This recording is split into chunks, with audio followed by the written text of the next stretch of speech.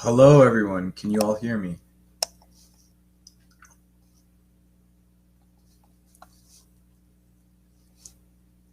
If you can, please text in the chat. All right. Thank you, Arlene.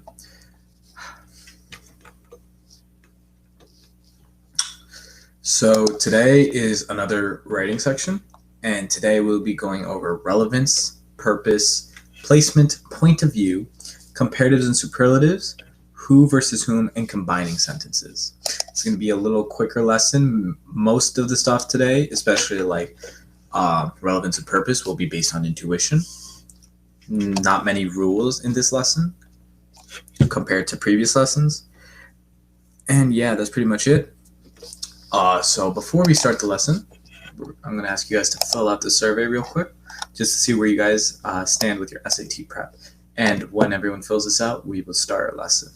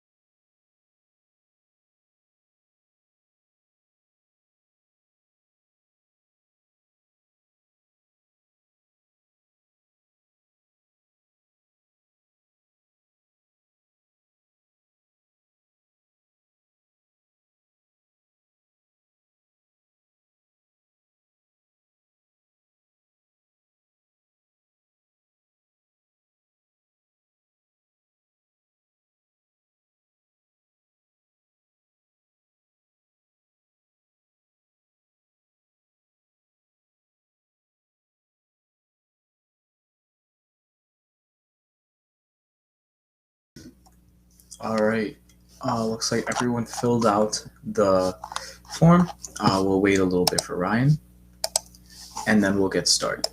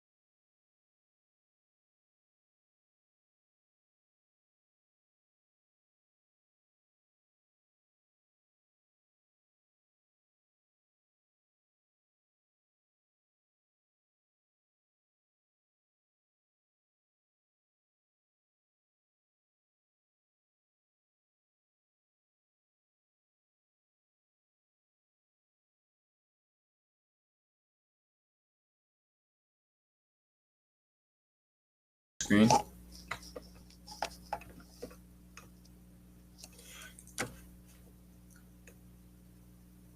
All right. So the first thing we're going to go over is relevance. Sorry.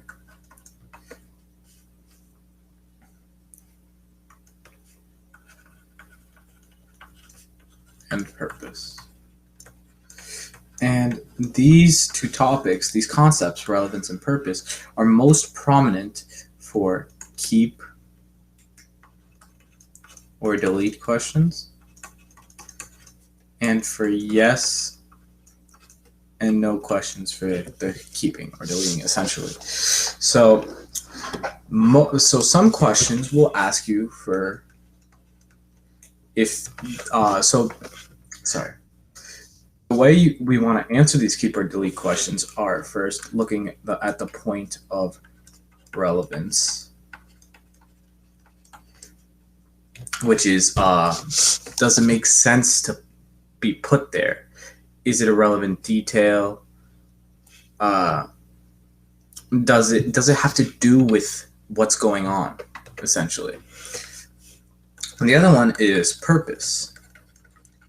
Is there a purpose for the sentence being there? Does it need to be there to fulfill the argument that the author is giving? That's essentially what these two entail. So let's walk through an example real quick. So here's some text from an SAT practice problem from the College Board. As you guys know, we like to use official College Board materials. So let's read it. The first time I visited the Art Institute of Chicago, I expected to be impressed by its famous large paintings.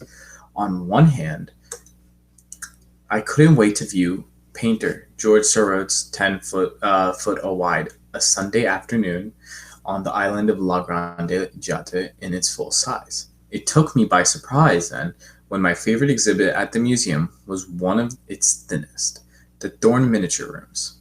Right, so there are mistakes here for 12 and 13 because it's giving us questions. Not thinnest, my bad, the tiniest. And 14, but we're going to ignore that for now because we're looking at question 15. Viewing the exhibit, I was amazed by the intricate details of some of the more ornately decorated rooms. I marveled at a replica of a salon, a formal living room, dating back to the reign of French King Louis the I think that's the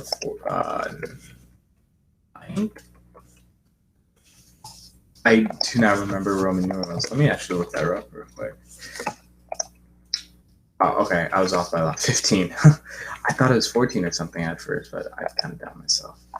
But yeah, so King Louis the 15th. So here's a question.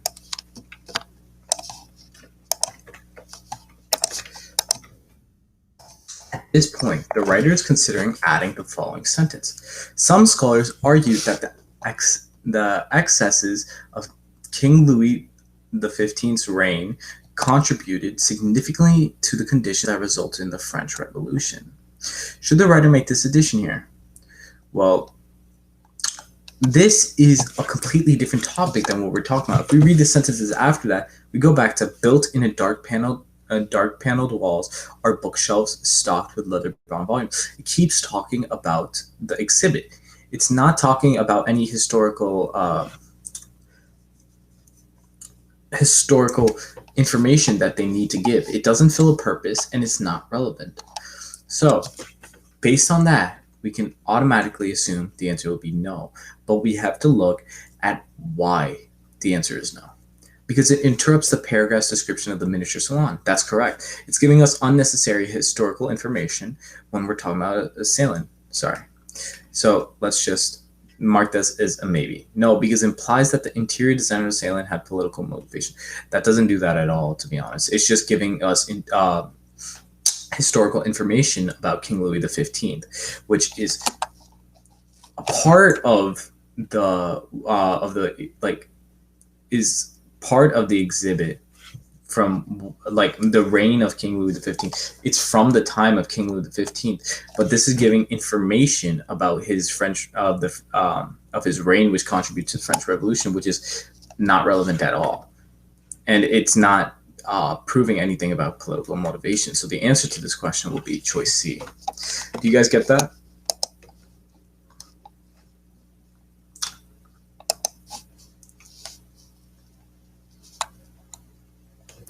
All right, cool. Would you guys like to do a problem on your own and try that out? Let's do that. Okay. So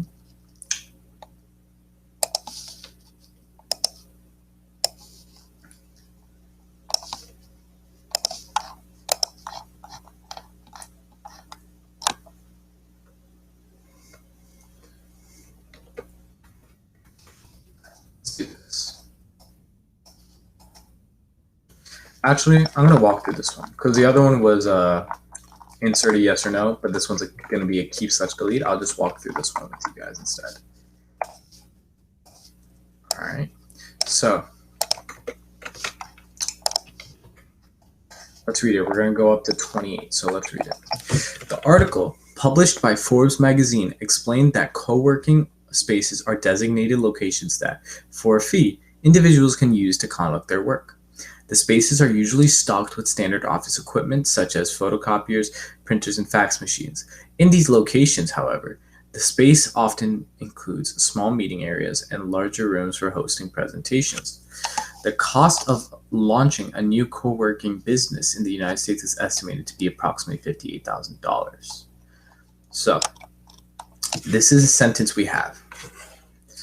It goes from the fee, it goes from what the co-working spaces have, what they're stocked with, and it's essentially talking about these co-working spaces, what they have, how big they are, and like how they've the variety of them. There's larger ones and there's smaller ones, and then here it's talking about the cost of launching one. So let's see the question choice. The writer is considering deleting the underlined sentence. Should the sentence be kept or deleted?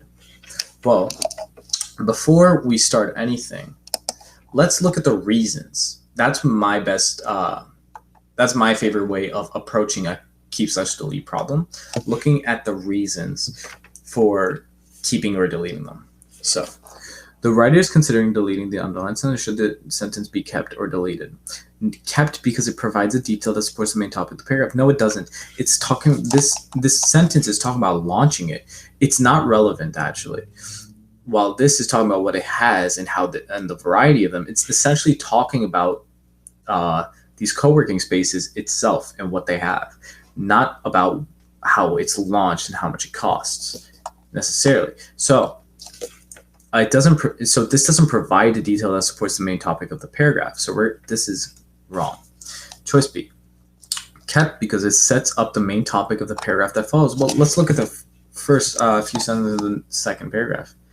What most caught my interest, though, was a quotation from someone who described co-working spaces as melting pots of creativity. Based on that right there, it's not talking about launching one at all. It's just talking about research this dude did on co-working spaces. So B doesn't make sense at all as a choice. So this is going to be wrong as well. Choice C. Deleted because it blurs the paragraph's main focus with a loosely related detail. That's exactly what I said. It's not related. This sentence about launching a co-working business and its price is not related to what this paragraph is talking about. So C is a good choice, but let's read all our choices before we choose an answer. Choice D, deleted because it repeats information that's been already provided in an earlier paragraph. That's not true. I can tell you that even though you guys don't have this paragraph, but I just know that this is not true. You would be able to look back at the previous paragraph, but there's no information, there's no repetitive information in this paragraph, in the paragraphs. So the answer to this question will be choice C. Do you guys get that?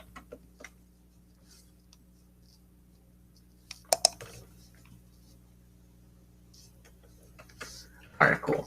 So see if I can find you guys a quick question so you can practice on your own.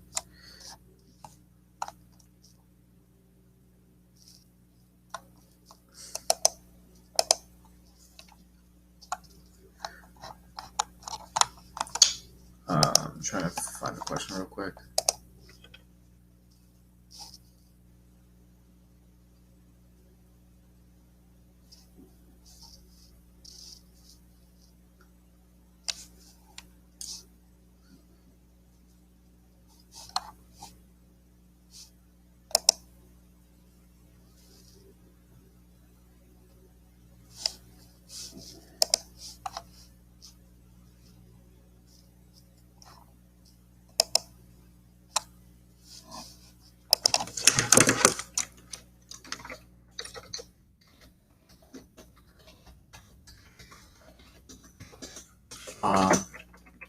Please be patient, guys. Sorry, I'm just trying to find one.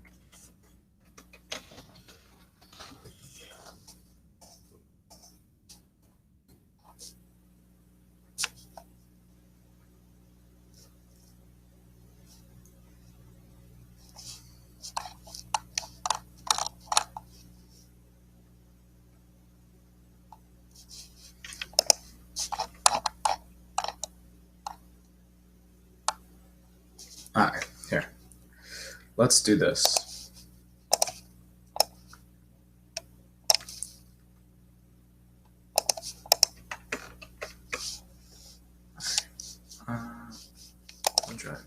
Let's do this one. I want you guys, I'm going to give you the choices real quick.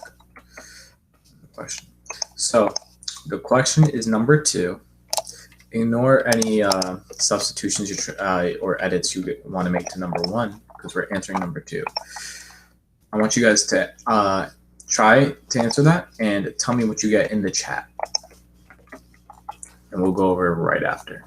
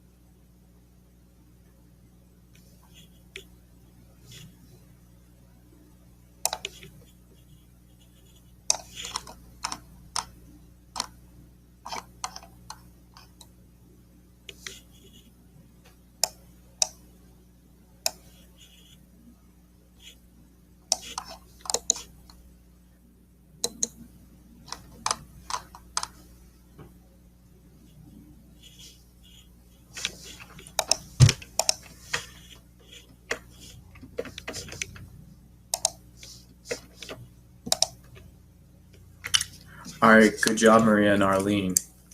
The answer is C. All right, let's go over this real quick. Fishing on my grandmother's river. The title of the passage. My favorite place to visit during my childhood was my grandparents' house, which overlooked a coastal river in North Carolina. I spent many summers there fishing from the dock in the peaceful mornings and evenings when the river had calmed to still surface, broken only by jumping mullets. A mullet is a chiefly marine fish that is widely caught for food. That's what it's asking. Should be added or not added? Well, based on looking at this right away, it's not really relevant. He's talking about how he travels to his favorite vacation was going to his grandparents' house and how he fished from the docks and caught mullets. Or he saw jumping mullets. So it's not really relevant that the explanation of what a jumping mullet is or mullet is. So let's look at the choice. So automatically we can cancel out A and B because it's saying yes. So it's not relevant. So let's see the reasons that that it should be deleted or it shouldn't be added. Sorry. No, because it interrupts the description of the river with a loosely related detail. Perfect. It's not relevant. It shouldn't be there. And choice D, no, because there is no indication that mollusks were caught for food. That's just wrong. It's just wrong. That's not the reason it should not be added. The reason it should not be added is because it's not relevant. And so the answer to this will be C. Good job, guys. All right. So do you guys want another problem, or do you guys want to just get right into the next topic?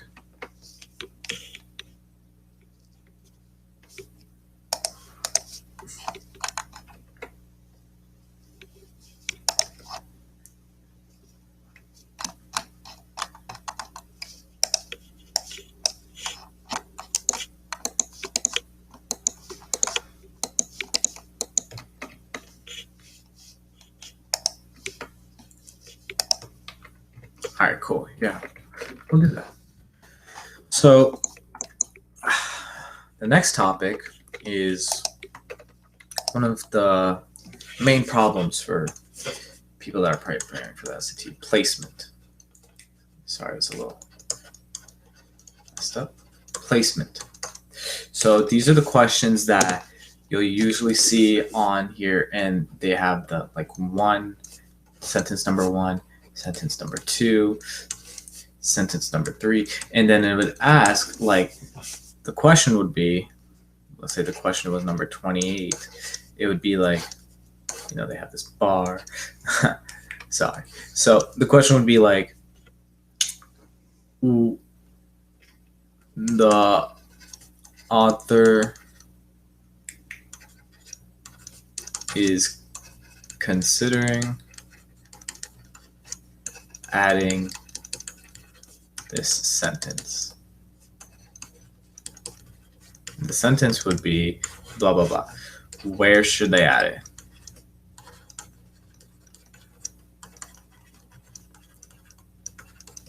That's essentially what these placement questions are. And like the choices would be like after sentence 1, B would be after sentence 2, and so on, right? So that's just the nature. I'm just trying to describe the nature of these placement questions. And the most important thing to look at when you're looking at this placement questions and where they should go, you should read before the sentences before and after the insertion point, so you can make sure it is relevant. The purpose may be right, because the main problem with these questions are its relevance. Where should it be placed? Its purpose is there because it's the writer wants to add it. It's not like a decision between adding it and keeping it. The author is going to add it. The question is, where is he going to place it? Where are they going to insert it? And that has to do with relevance. So the best way you can tell the relevance is by reading the sentence before and after to make sure the passage moves smoothly, right? There's no interrupting information. There's no no weird language. It's not awkward at all, right? So let's see. Let's go through a couple examples. So let's say we have this. During a visit to my son's school, I was able to eat lunch in the cafeteria. When I went there at noon, students were lined up single file to pick out their meals. There were 4 counters, each serving something different. I picked up a side of salad at first, some rice at the second, and a chicken sandwich at the third. At that point, I was eager to find a seat and enjoy my meal. What made me upset, however, was the 4th counter, which was serving cake, ice cream, and cookies. I called up the school office to file a complaint, but no one would listen to me. The 4th counter was the most popular one in that cafeteria. All right.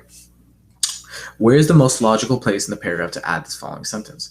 Desserts like these are bound to make students unhealthy. Well, just looking at the sentence, we have to have the sentence before has to already be talking about desserts. It can't just go from while I was able to eat lunch in the cafeteria desserts like these, it's already talking about desserts that are shown. So we have to find a place to keep it. So let's look at the choices after sentence 2. During his visit to my son's school, I was able to eat in the cafeteria. When I went there at noon, students were lined up single file to pick out their meals. Desserts like these are bound to make students. There's no talk about desserts. That's automatically out. Sentence 3. There were 4 counters, each serving something different. Desserts like again, no desserts. That's going to be wrong. After sentence 4. These were 4 counters, each serving something different. I picked up a side of salad at first, some rice at second, and chicken sandwich at third. Desserts like these. Again, there's no talk about desserts. So C is wrong as well. So that, from process of elimination, we know D is going to be our answer, but let's just make sure we didn't make any mistakes. So we're going to verify it. I picked up a side of salad at first, some rice at the second, and a chicken sandwich at the third. At that point, I was eager to find a seat and enjoy my meal. What made me upset, however, was the 4th counter, which was serving cake, ice cream, cookies. Dessert like these are bound to make students unhealthy. It's talking about desserts. It's perfect there. And I don't see anything wrong with it. It's not awkward. It's relevant, and everything that checks off to make sure that that makes everything checks off in terms of if it should be kept there. So the answer is going to be D. Do you guys get that?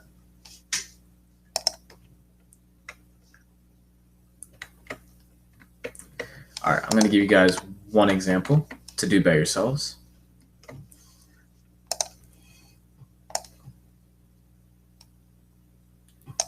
So most of the time there's going to be insertions, but there's also going to be parts like this where it's going to give you a sentence, but it's going to ask you to move it around.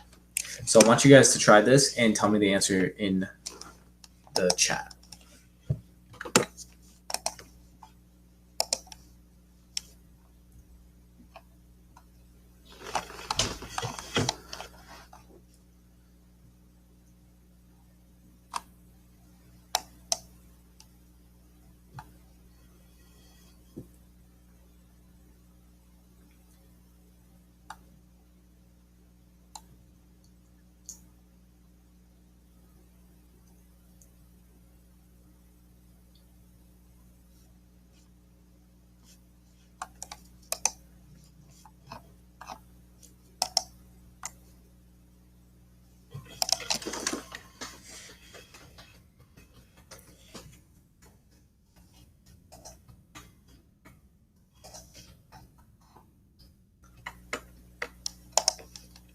Well done, Arlene. That's correct. Good job. We'll wait for a few more people to answer, and then we'll just go over it. We'll just go over it now. So, let's read the whole thing. After a year of living on futons and eating ramen, the founders at Hourglass decided that antique watches weren't profitable enough to sustain a business. Instead, they decided to invest in modern designs, create new watches, and market them at a discount online. Hourglass soon skyrocketed to success. Within a year, it broke $10 million in revenue and announced its intent to expand overseas. A lot of existing watch companies are now looking to buy out this company that was once on the verge of bankruptcy. With those plans in place, the company began to attract a young and fashionable crowd, as well as celebrities looking for the next trend. Well, let's look at the choices. Where it is now? No, it's just not making sense. With what plans? It doesn't talk about plans in the previous sentence. So what plans are we talking about? It's most likely to be early in the paragraph. So let's look at that. So choice A is incorrect. After sentence 1, after a year of living on futons and eating ramen, the founders of Hourglass decided that antique watches weren't profitable enough to sustain a business. With those plans in place, again, what plans? It's not talking about the sentence before, so that's not going to be correct. After a year of living on sentence 2. Instead, they decided to invest in modern designs, create new watches, and market them at a discount online. With those plans in place, the company began to attract a young and fashionable crowd, as well as the celebrities looking for the next trend. Sounds perfectly fine with the sentence before. Let's check with the sentence after. Within a year, it broke $10 million in revenue and announced its intent to expand overseas. Sounds perfect. No awkwardness. It's relevant. It checks off. This is going to be the correct choice, but let's check choice D. After sentence 4. Within a year, it broke $10 million in revenue and announced its intent to expand overseas. With those plans in place, the company began to attract young. See, it's not there because it's not relevant for that sentence. It has to be relevant. It has to be directly after those plans. What plans? The sentence before has to have those plans shown, which sentence 4 does not. So our answer is going to be choice C. Do you guys get that?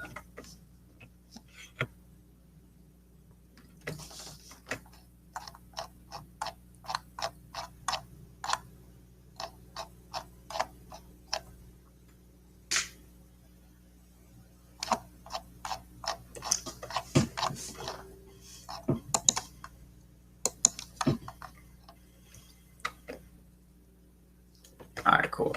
So now another thing we're going to go over, we'll just go to the next topic. It's going to be point of view. I just write POV, but it's point of view. So essentially on the SAT, you need to keep the same point of view throughout a paragraph.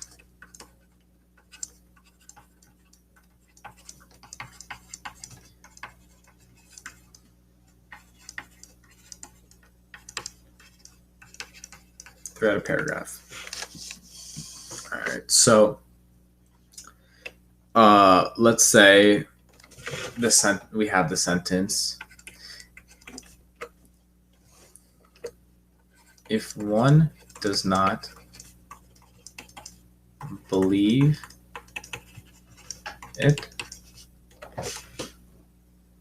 believe, you will not succeed. So let's look at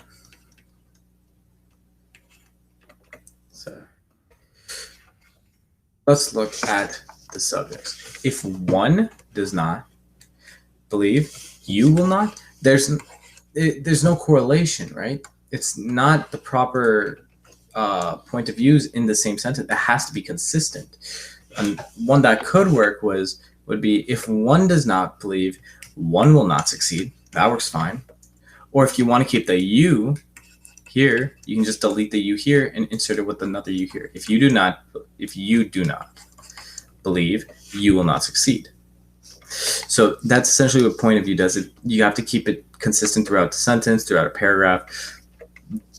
That's essentially what a point of view does. So let's say we have the sentence.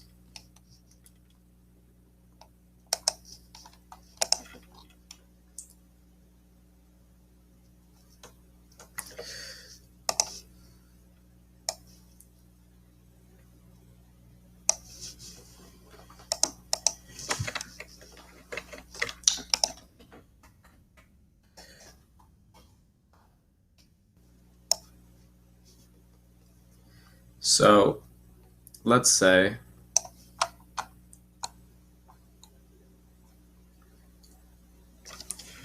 we have this. One is more likely to come back to the shop when they are treated with respect. It's not consistent. We could put, instead of they, we could put one is more likely to come back to the shop when one is. It's one person. It's singular. This is making it plural. We have to keep it singular. One is more likely to come back to the shop when one is treated with respect. And that's essentially how you do this. So I'm going to give you guys a practice one. I want you guys to try that.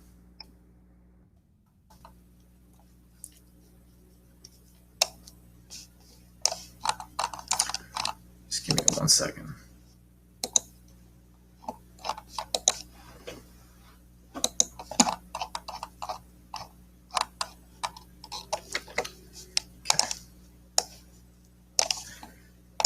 I want you guys to tell me what you would you delete and what would you replace for it in this sentence to keep the point of view consistent. And tell me that in the chat.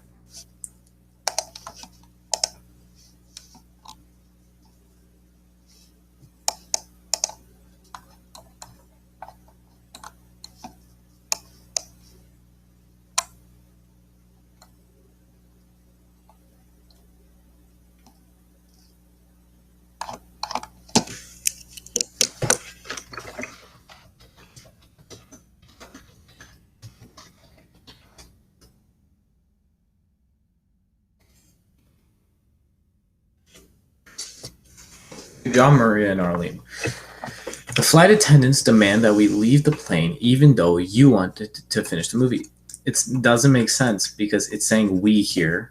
It's collective noun, and then saying you. That makes no sense. We should just replace you with we here, even though we wanted to finish the movie. Everyone get this?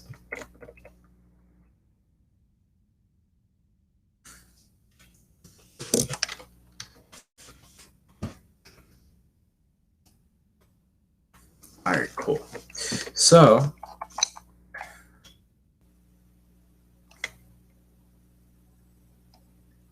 let's look at comparatives versus superlatives.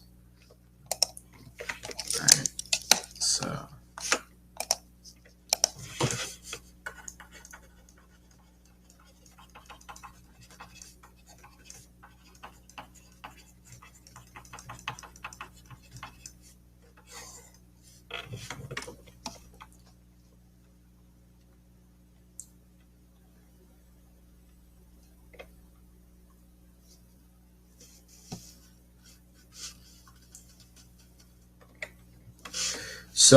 comparatives are essentially the rules that you need when you're comparing things. So when we're comparing two things,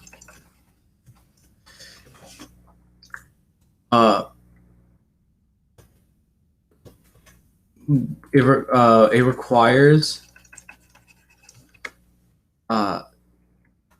the er suffix or more before it. So like, let's say we have between the lion and the tiger is the fiercer and the stronger, or between the lion and the tiger is more fierce and more strong. When comparing only two things, we require the suffix or more before the adjectives. So, and when comparing three or more things,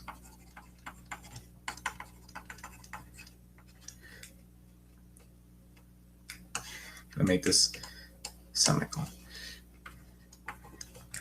Just gonna fix this up. And when comparing three or more things, we require the suffix ist or most. Sorry. So let's say we have among all the bears in the world, the panda bear is the most strong, or the panda bear is the strongest, right? We have to end, since we're comparing all the pandas in the world, it's going to be more than three or more pandas. We have to give it we have to end this adjective strongest with est, or we can just do most strong. Okay, so, and there's also one more rule. Between is used for comparing two things. Among is used for comparing three or more things.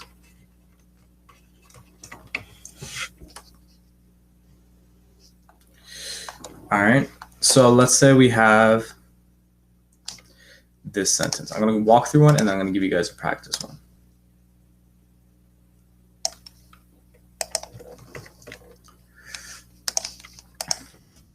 China is not only the biggest of all the Asian countries, but also the one with more historical culture. More is going to be wrong. We have China versus all the Asian countries. There's more than 3 Asian countries in total. So China. So we're going to have biggest. I said biggest. We have to already be parallel. But on top of that, if biggest wasn't shown, China, out of all the countries, has the most historical culture. Let's say we ignored business. We still need most, because of the fact that we're comparing 3 or more things. Biggest already implies parallels parallelism here, so we have to have most here. But since if we didn't have anything like that, it's China versus Asian countries, and there's more than 3 total Asian countries, so we have to use most. Do you guys get that? I'm going to give you guys another. I'll give you guys one to do by yourself. So just tell me in the chat what you guys think we should do with this one.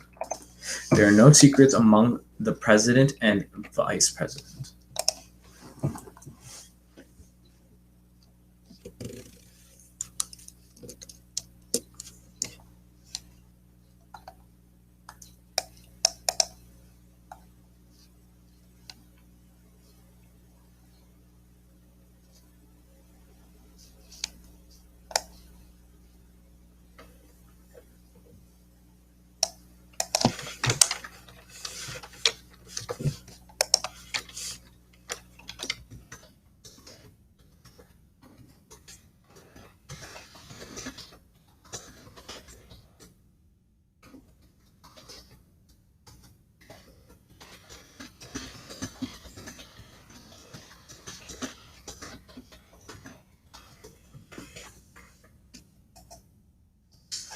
Good job, Ryan. Since we're comparing only 2 things, the president and the vice president, which are only 2 people, instead of among, we're going to use between as our comparative, and that is our answer. Do you guys get that?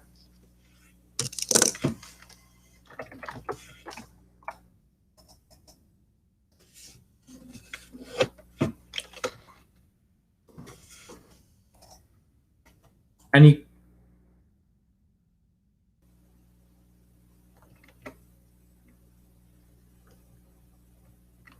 Where, Ryan?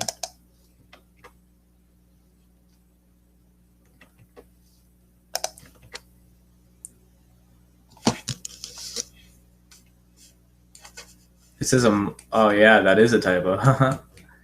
Didn't even realize that till now. But yeah, good eye. But this is gonna be not because sorry. Between. There are no secrets between the president and vice president. All right. So now we're gonna go over who versus whom, which is pretty quick. So just get the right color. This is not the right color.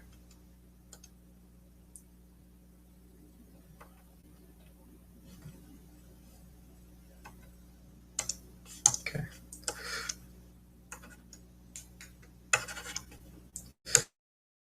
All right, well, my thing won't work, so we're gonna do in red. Who versus whom. All right. So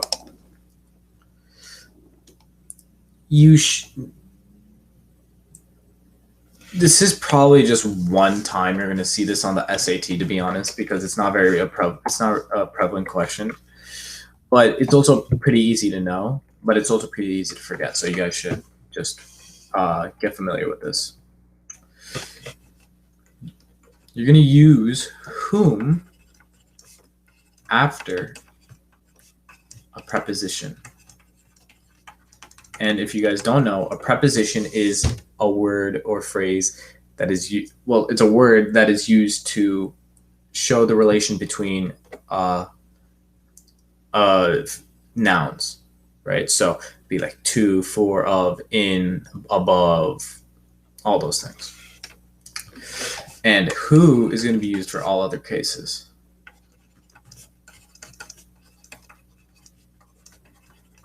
All right. So let's say we have this sentence.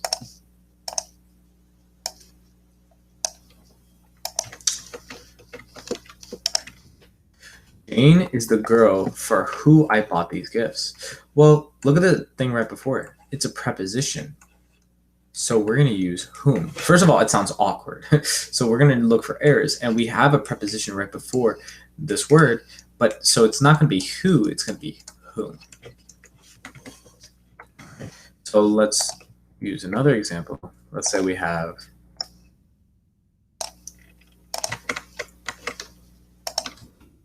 The chaperones who the students were assigned to made sure they walked in a single file.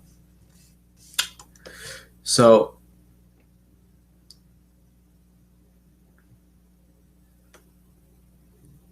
the chaperones. Okay, so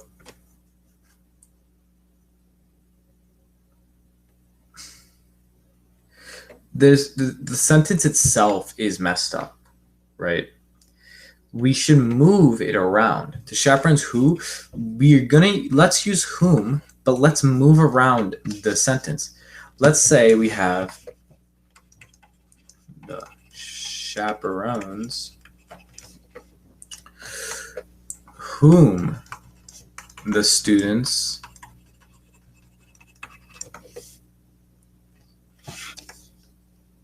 or my bad. Let's say the chaperones for whom the students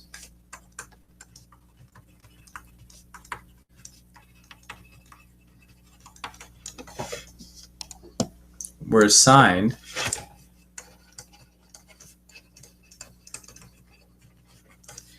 made sure they walked in a single file.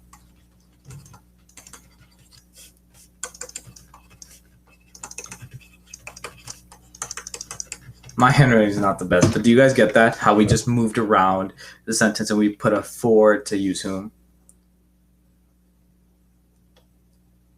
Or let's say not for whom, let's say to whom.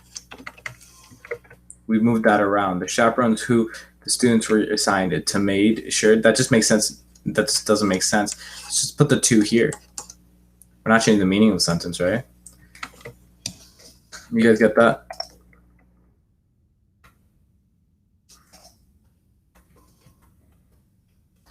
I'm going to give you guys a quick question to answer and tell me what you guys get in the chat.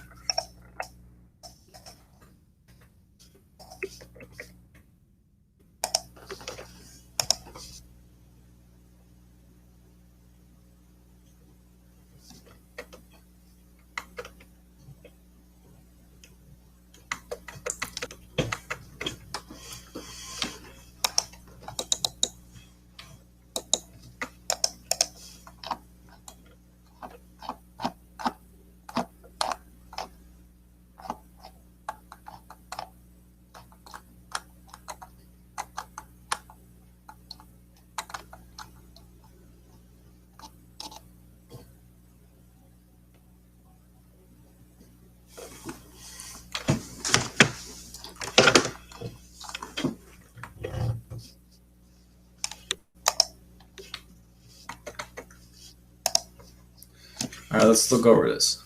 The agency recruited overseas teacher who would be able to, who or whom would be able to demonstrate a native fluency in English. Well, is there a preposition before this? No, so we can automatically say it's who. And if we say who, is it awkward at all? The agency recruited overseas teachers who would be able to, yeah, it just sounds perfectly fine. So the answer is going to be who. All right. All right. So any questions on anything we went over so far today? Relevance and purpose, keep and delete questions, placement, point of view, comparatives versus superlatives, and who versus whom. If you guys don't have any questions, it would be appreciated if you also put if you respond in the chat.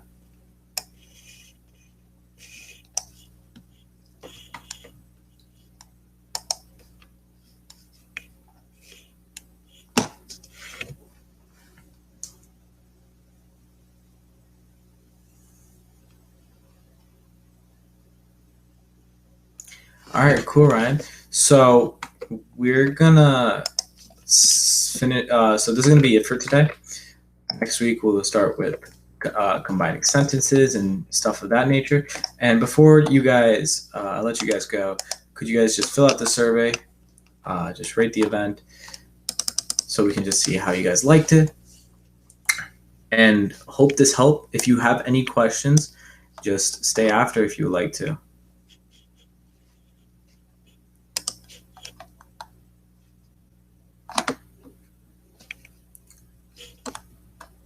If not, then after you submit your survey, you guys are free to leave.